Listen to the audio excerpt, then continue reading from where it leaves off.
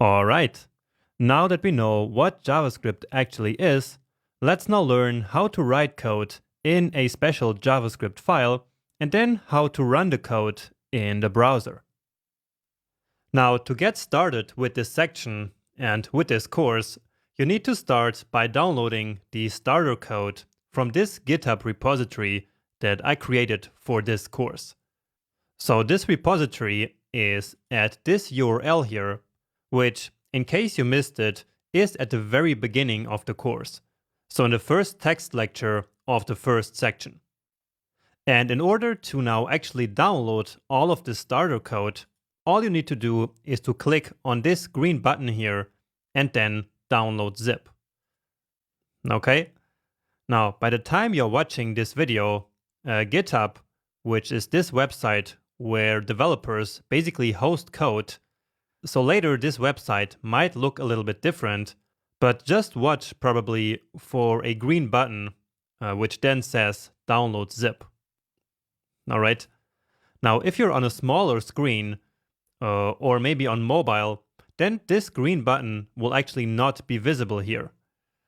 So in that case, just scroll down a little bit here to the FAQ section, and then here you have this link. So you can also download all the code by simply clicking this link here. And by the way, since we're already here in the FAQs, please make sure to also read all of them before you actually move on in the course. So you will probably have one of these questions at some point, and so it's easier to then simply find the answer right here. Okay, but that's it here for GitHub. Now let's go ahead and extract all of this data that we just downloaded. And so here we go. So this is the starter code. And here you have basically one folder for each section or each project that we're building in the course. Then inside of each of these folders, you will always have one final folder and one starter folder. So you see that happens in all of these folders here. Now, the final folder is basically the final version of the code as it looks by the end of the section or by the end of the project. And so in case something goes wrong in your code while you're following the section, please then compare your code with the final code that is included for each of these sections. And that will then allow you to find and fix any mistake that you might have made in your code so that you can keep going in the section. But anyway, what we're most interested in the beginning is the starter code. So each of these folders has the starter code, and that's basically the starting point of each of these sections or projects. So let's now actually drag this folder here onto the desktop. And then I'm going to open it up here separately. And in my case here, since I'm actually the one writing the code first, it doesn't make a lot of sense to have these two folders here. So I will actually go ahead and take the index out, but you should not do that. So you should use this starter folder here as your project folder in VS Code. Okay, but again, I will now delete these two because I don't need them here to build this course, basically. But anyway, let's now open up a new VS Code window. So new window, and then here we click on open folder. And then we are already in the desktop. Let's just make the window a bit bigger here. And then I will select my project folder here. So in my case, that's going to be this folder. But again, you should now use that starter folder that's in here as your project folder. So I think that's the best way for you to approach this. So with that project folder selected, hit open. And then here we see the index.html file that we already had in our starter code. And this is an HTML file because usually JavaScript is attached to web pages, at least when we're building front-end applications, as we learned in the last video. So to start, we always need an HTML document like this. because our JavaScript needs to be attached to an HTML document. Now in HTML, there is a script tag where we can write JavaScript. So let's do that here in the head, right beneath this style. And if you're completely new to HTML and have no idea how it works, there is a very short crash course on HTML and CSS in section 5 of this course, I believe. So if you want, you can take that just to learn about the very basics of HTML and CSS in like 30 minutes or so. Anyway, let's now create this script tag here in which we will write our JavaScript now. Because in the first video, we wrote JavaScript in the console, remember? But that's not how real development works. So instead, of course, we write the code in files. So let's just write for now the same code that we wrote in the first video. So let JS equal amazing. And then in JavaScript, we usually add a semicolon to the end of each line. And this will then let JavaScript know that we are done with this line. And it's actually not really mandatory, and you will see some people omit the semicolons, but I still consider it a good coding practice, and I believe it makes the code a bit cleaner. So, just like before, we are then saying if JavaScript is amazing, then alert that JavaScript is fun.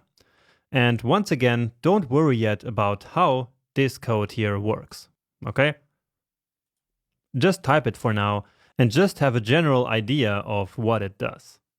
Now to actually execute this code, so in this example, to show this alert window, all we have to do is to open up index.html in the browser, because again, this is where our JavaScript is now attached to, right? So let's do that. And so I'm going back to my desktop and then open this file with Google Chrome. And indeed, right away, we get this alert saying JavaScript is fun. And so that is coming from our index.html. We can click OK, and then it finishes.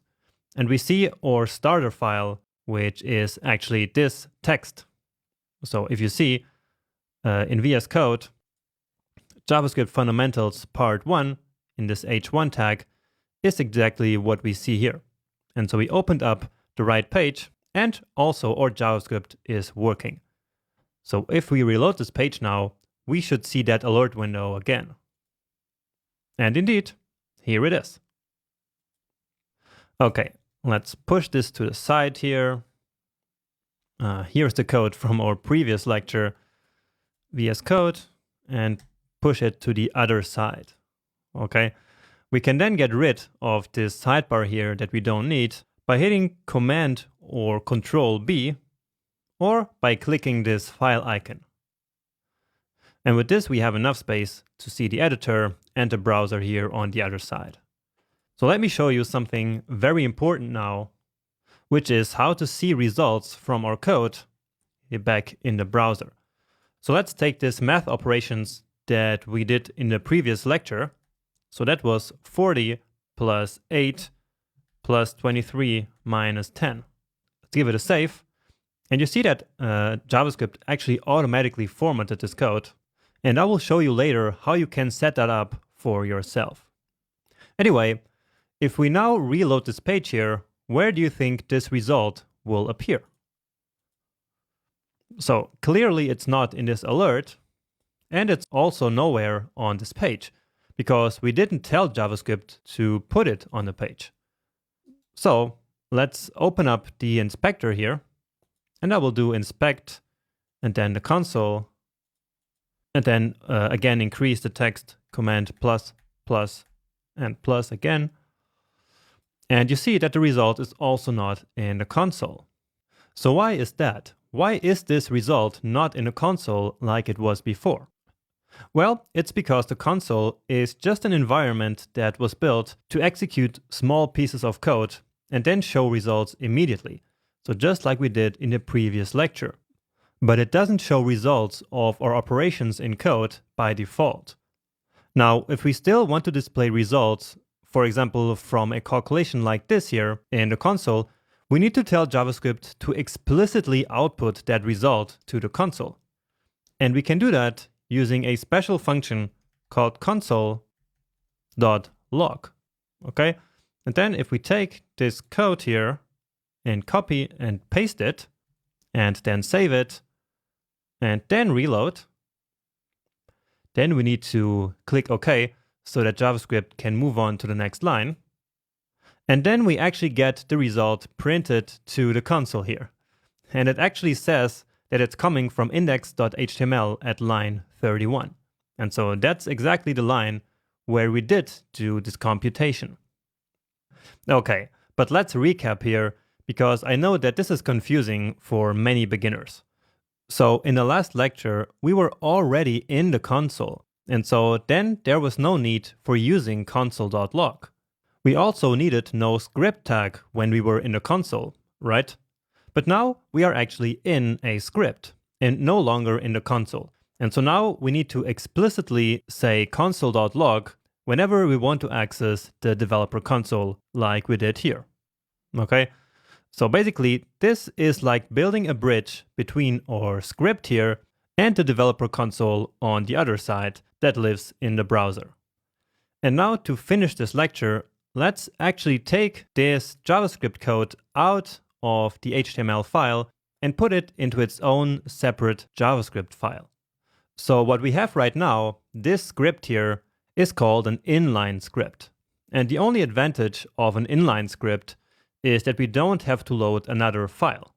But on the other hand, it's pretty bad for separating the website content from the JavaScript logic. And so usually we use external JavaScript files, as I just mentioned. Okay, so let's come back to the sidebar here and create a new file, which I'm going to call script.js. And that's a pretty standard name for a JavaScript script. Okay. So let's take that back, come here, copy this code, and paste it here. And then once more, VS Code actually formatted the code here nicely.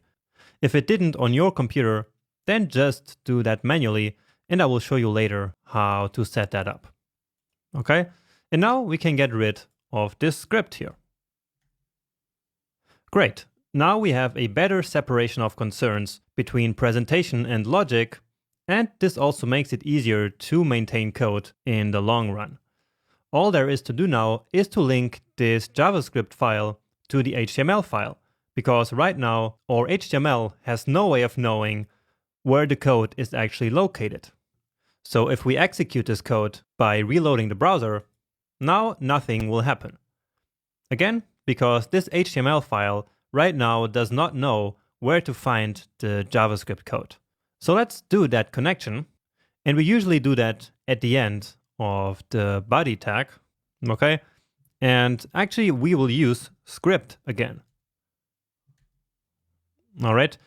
But now this time we're not going to put any code inside this script element, but instead we are going to specify the source attribute. So here all we need to do is to then specify the name of the script and the location. Now in this case, this script, so this script.js file is in the same folder as index.html. So all we have to do here is to just write the file name like this. We don't have to specify the entire path to the file. Okay, so if we save this now and reload, then you see that it's back to working. So we have this pop-up here again, and then our result of this computation. Now, if you didn't get the alert window or this output here, then that means that your script file is probably not correctly linked to the HTML file. So in that case, please make 100% sure that the script file is in the exact same folder as the HTML file. Also, make sure that you correctly spelled script src just as I have it here in my HTML. And finally, also make sure that you have no errors in your JavaScript code. So these are some common mistakes that I see people make, which then leads to their script not being correctly linked. Okay, but anyway, at this point, we no longer need index.html open here. And here we have only our code logic. The rest of the presentation is gone. And so this is much cleaner and much easier to work with. Great. So now you know how to link a JavaScript file to an HTML file and then how to run it all in the browser. And that means that you're now finally able to really start learning the JavaScript language. So see you in the next lecture where we're going to start doing just that.